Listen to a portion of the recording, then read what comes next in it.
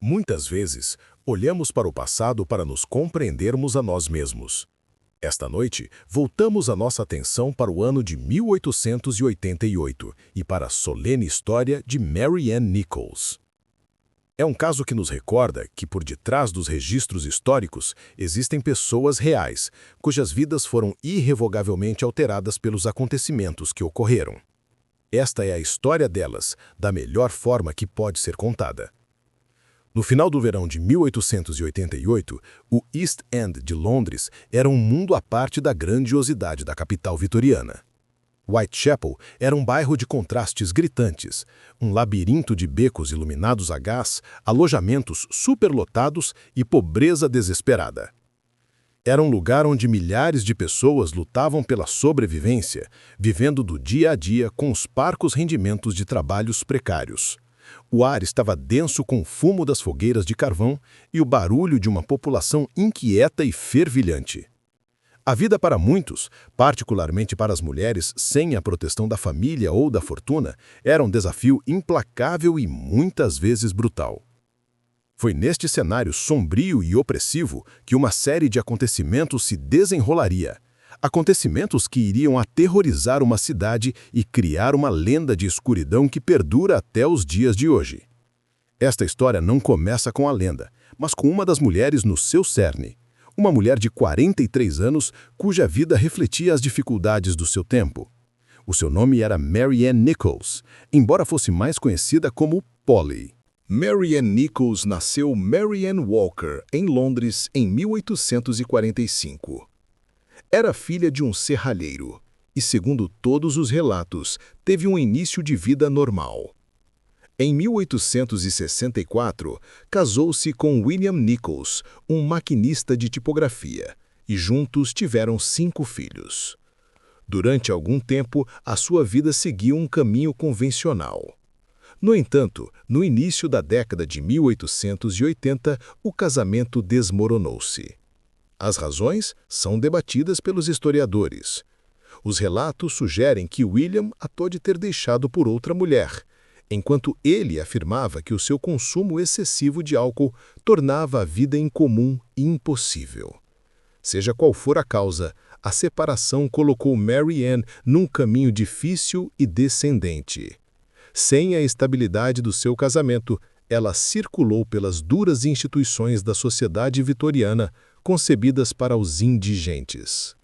Passou um tempo no asilo de pobres de Lambeth, um lugar de último recurso para os empobrecidos, e viveu brevemente com seu pai. Teve vários empregos como empregada doméstica, mas as suas lutas com o álcool muitas vezes dificultavam a manutenção de um emprego estável. Durante vários anos, foi uma figura transitória, movendo-se entre asilos, alojamentos e períodos da dormir na rua. Na primavera de 1888, após um breve período de estabilidade a trabalhar, derivou para os alojamentos comuns de Whitechapel, juntando-se às fileiras dos residentes mais vulneráveis da área. Quinta-feira, 30 de agosto de 1888, foi o último dia completo da vida de Mary Ann Nichols. Como qualquer outro, foi ditado pela necessidade de ganhar dinheiro suficiente para uma cama para a noite. O custo era de 4 pence, uma pequena quantia que era muitas vezes uma fortuna para quem não tinha nada. Naquela noite, por volta das 23 horas, foi vista a caminhar pela Whitechapel Road. Pouco mais de 1 hora depois, às 00:30 da manhã de 31 de agosto, foi vista a sair de um pub em Brick Lane. O pub era um ponto focal da comunidade, uma fuga fugaz da dureza das ruas. Pouco depois, regressou ao seu alojamento no número 18 da Thrall Street. Aí, encontrou o encarregado, que lhe pediu o dinheiro para a dormida, Dawes Money. Mary Ann não o tinha. Alegadamente, disse-lhe para não se preocupar, que em breve teria o dinheiro, gesticulando para um novo chapéu preto que estava usando. Suas últimas palavras conhecidas antes de partir foram: "Em breve arranjo o dinheiro para a cama. Vê só o chapéu alegre que tenho agora." Aproximadamente às 2:30, foi vista pela última vez por uma amiga, Emily Holland, na esquina da Osborne Street com a Whitechapel Road. Segundo Holland, Marianne estava fortemente embriagada e cambaleante, mas recusou a oferta de regressar ao alojamento com ela. Em vez disso, virou-se e afastou-se sozinha na escuridão em direção a leste, ao longo da rua desolada. Menos de uma hora após o seu último avistamento, Marianne Nichols chegou a um fim horrível numa rua escura e estreita chamada Bucks Row. Era uma rua tranquila e banal, ladeada por pequenas casas de um lado e por uma grande escola e estábulos do outro. Aproximadamente às 3h40, um condutor de carroça chamado Charles Cross ia a pé para o seu trabalho num depósito próximo. A rua estava mal iluminada por um único candeeiro a gás, e enquanto caminhava na penumbra, notou uma forma escura deitada no chão numa entrada em frente a um pátio de estábulos. Ao aproximar-se, viu que era o corpo de uma mulher. As suas saias estavam levantadas e ele presumiu inicialmente que ela estava bêbada e talvez tivesse sido agredida. Momentos depois, outro condutor de carroça, Robert Paul, aproximou-se a caminho do mesmo local de trabalho. Cross chamou-o e juntos aproximaram-se do corpo. Puxaram-lhe o vestido para baixo com cuidado para a cobrir. Acreditando que ela ainda pudesse estar viva, mas hesitantes em envolver-se e chegar atrasados ao trabalho, decidiram continuar o seu caminho e alertar o primeiro polícia que encontrassem. Apenas algumas centenas de metros mais à frente na estrada, encontraram um agente e relataram a sua descoberta. Contaram-lhe o que tinham visto e depois seguiram para o seu trabalho, deixando a cena macabra nas mãos da lei. O primeiro polícia a chegar a Bucks Row foi o agente John Neal, da Divisão J da Polícia Metropolitana. Agindo com base na informação dos dois condutores de carroça, dirigiu-se à entrada e encontrou a mulher deitada de costas, com a cabeça virada para a rua. Usando sua lanterna, fez um exame rápido. Não viu sinais imediatos e óbvios de violência, mas sentiu que as suas mãos e rosto estavam frios. Acreditou que ela estava morta. Juntou-se-lhe pouco depois outro agente, o agente John Tane, que trouxe consigo o Dr. Rhys Ralph Llewellyn, um cirurgião local, cujo consultório ficava perto. Enquanto os agentes isolavam o local, o Dr. Llewellyn realizou um exame mais minucioso. Confirmou que a mulher estava morta e que provavelmente teria morrido há pouco tempo, talvez meia hora. Notou um corte profundo na sua garganta e alguns hematomas no rosto.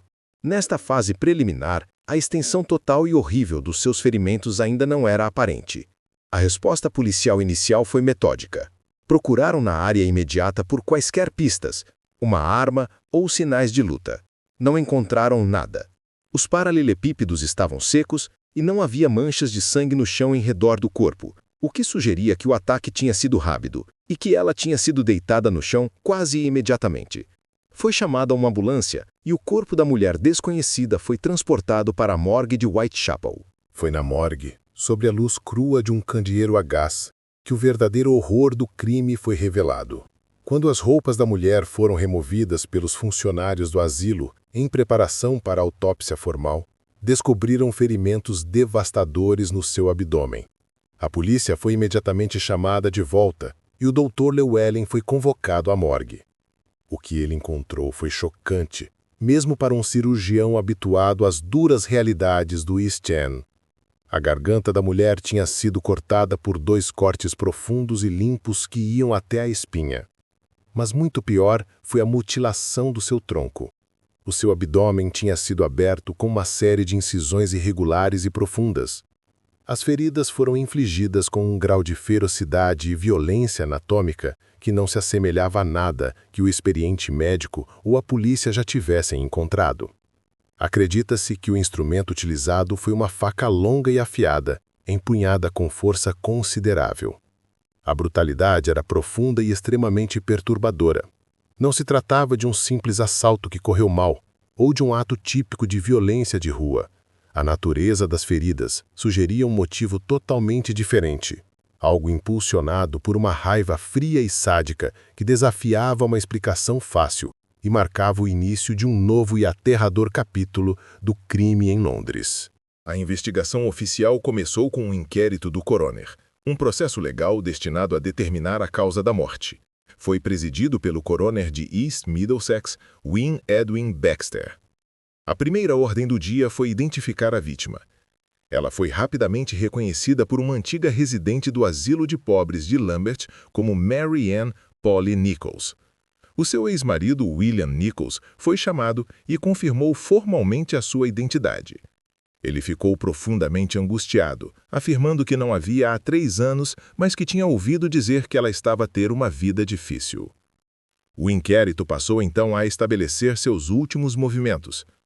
Testemunhas como Emily Holland forneceram uma cronologia das suas últimas horas, pintando o quadro de uma mulher desesperada para ganhar os poucos pences necessários para uma cama. Os condutores de carroça Charles Cross e Robert Poe relataram a sua descoberta do corpo na entrada escura. O agente Nelson descreveu a cena tal como a encontrou inicialmente. Os seus testemunhos estabeleceram a hora e o local da morte com um certo grau de certeza, mas não ofereceram pistas sobre a identidade do assassino. O testemunho do Dr. Llewellyn foi o mais arrepiante. Ele descreveu os terríveis ferimentos da vítima em detalhes crus e clínicos, concluindo que foram infligidos por um indivíduo canhoto com algum grau de conhecimento anatômico.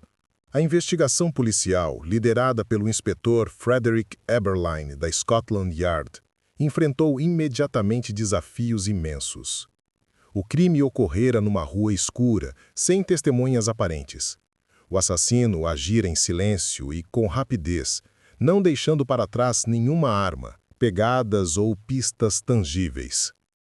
Os agentes da Divisão H realizaram extensos inquéritos de porta em porta em Bucks Row e arredores, entrevistando centenas de residentes.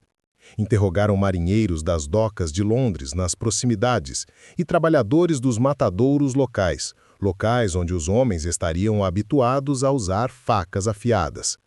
Apesar dos seus esforços exaustivos, não surgiram suspeitos viáveis. A imprensa, no entanto, não foi tão paciente. Os jornais de Londres, particularmente os novos e sensacionalistas Penny Dreadfuls, folhetins de terror, agarraram-se à história.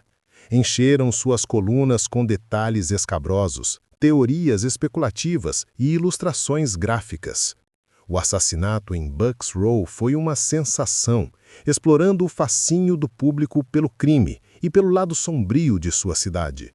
Este intenso escrutínio midiático criou um clima de medo e pânico, exercendo uma enorme pressão sobre uma força policial que lutava com um crime sem precedentes. O assassino era um fantasma, e a cada dia que passava e a cada nova manchete, o mistério e o terror aumentavam. À medida que o inquérito prosseguia, as provas apontavam para uma conclusão arrepiante. Não se tratava de um ato de violência isolado. A brutalidade e a natureza específica das mutilações levaram tanto a polícia como o público a ligar o assassinato de Mary Ann Nichols a ataques anteriores e não resolvidos a mulheres na área. Começou a formar-se a narrativa de uma figura solitária e predadora que assombrava as ruas de Whitechapel. A 8 de setembro, pouco mais de uma semana após a morte de Nichols, outra mulher, Annie Chapman, foi encontrada assassinada numa rua próxima, com ferimentos ainda mais horríveis, confirmando os piores receios da cidade. Um assassino em série estava à solta. A imprensa deu a esta figura sombria um nome que se tornaria infame: Leather Apron, avental de couro. Uma personagem local que foi brevemente suspeita, mas mais tarde ilibada. O nome que realmente ficaria, no entanto, ainda não tinha surgido. O júri do coroner, tendo ouvido todas as provas no caso Nichols, proferiu seu veredito. Concluíram formalmente que Mary Ann Nichols foi assassinada por uma pessoa ou pessoas desconhecidas. Foi uma declaração simples e factual, mas pouco fez para acalmar a crescente histeria. O veredito marcou oficialmente o início do que ficaria conhecido como o Outono do Terror. A morte de Polly Nichols já não era apenas um trágico crime local. Era agora o primeiro ato confirmado de um assassino que estava prestes a tornar-se uma lenda.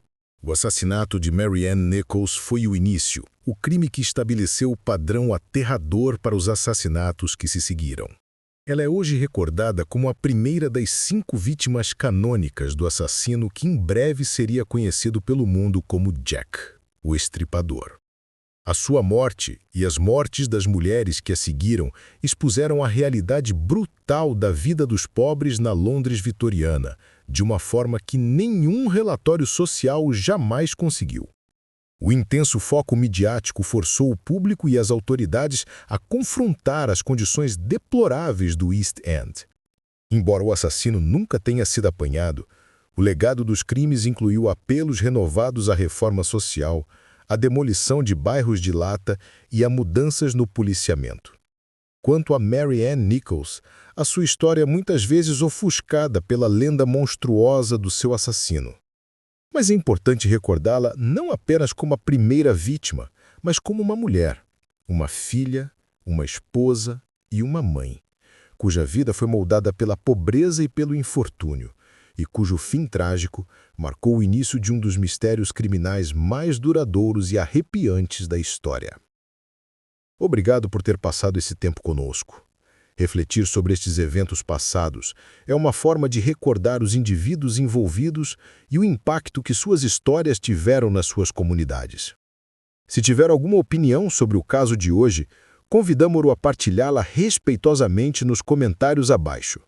Esperamos que se junte a nós novamente para o nosso próximo caso de crime real.